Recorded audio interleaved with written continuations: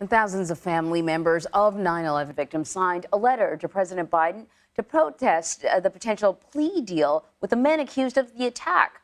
Last week, Biden rejected some proposed conditions for that plea deal. Joining us now to discuss this is Politico White House reporter Lauren Egan. Thanks for joining us, Lauren. This is sort of a story that I think flew a little bit below the radar. What can you tell us about the plea negotiations and just how it was even put on the table? Yeah, that's right. So military officials have been working on this potential plea agreement for quite some time now. What is being discussed is that the alleged 9/11 terrorists would plead guilty, and they would, in return, not get the death penalty. They would serve a life sentence. But this has been in the works for some time.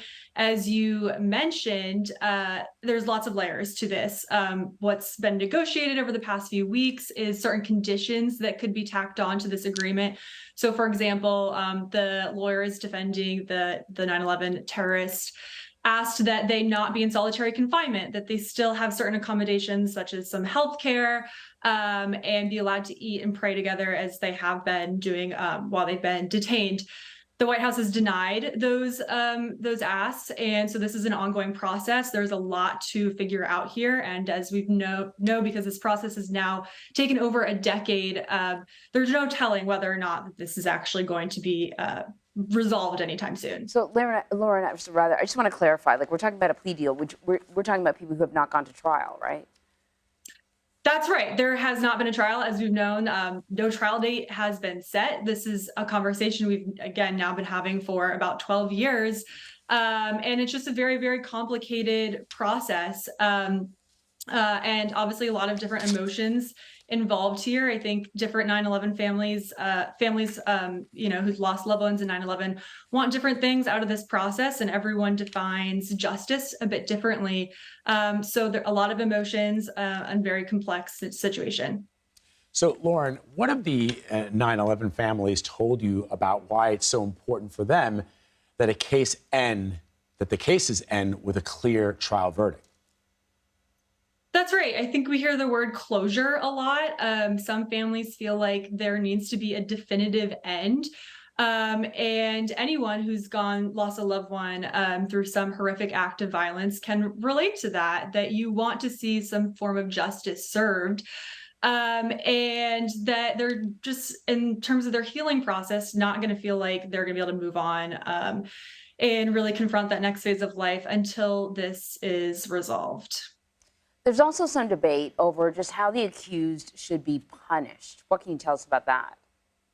That's right. We've definitely heard the most from families who lost loved ones who are against this plea deal because they want to see a trial. They want to have sort of a public reckoning.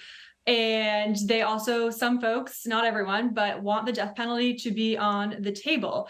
But there's also other people who say that, a plea agreement just is sort of an easier way to do this. This is an incredibly messy, complicated process, and that a plea agreement would be the fastest way to resolve this. And it's still an admission of guilt. So you're still getting that definitive stamp on the end of this.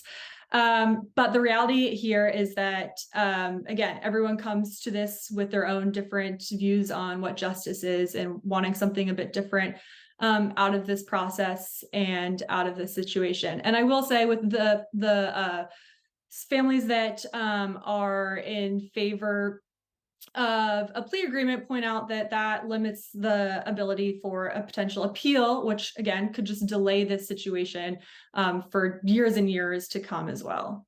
About how much testimony is actually admissible in the case that we're talking about, the case for the 9/11 defendants. Can you explain to the audience what's happening there and what could prevent all of this from even happening, from even going to trial?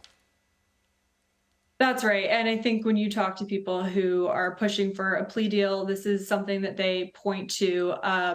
This would be a very complicated trial. And sort of at the root of this is torture and the torture that these alleged attackers were subjected to early on in their detainment, and the CIA's involvement in that, and that could potentially really upend this trial and make a lot of what they were to say and any evidence inadmissible in a court.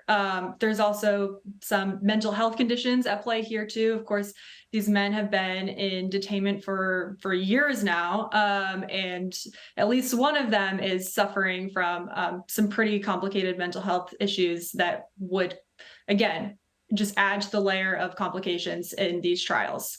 Lauren Egan, thank you very much.